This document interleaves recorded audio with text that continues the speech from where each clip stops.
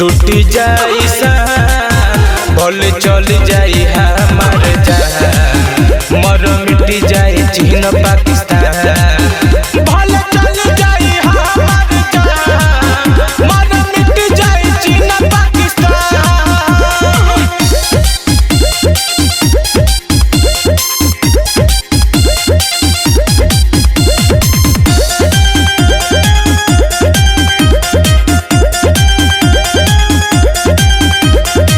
कितने वीर शहीद हो गहिले देश के मिलल आजादी हो पीछे से दुश्मन जे वारब करी है होई ओकर बहादुरी हो।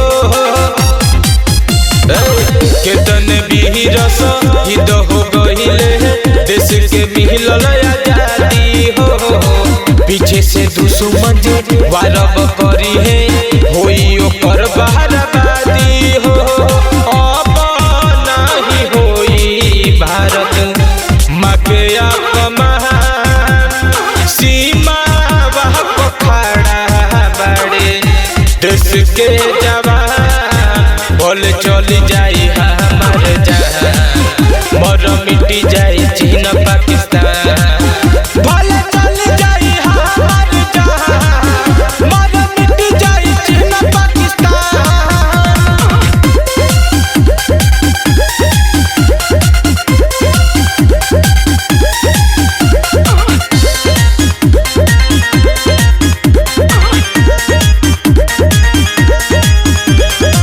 अब न केहू आँख लड़ाई केहू न उल्टा बोली हो देशवा के बेटा घरों में घुस के मरी है उनके है गोली हो।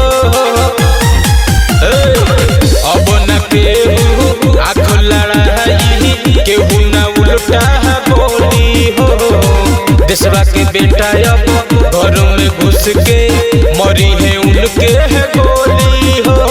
सीन टू बिपिन कहे देश हमारा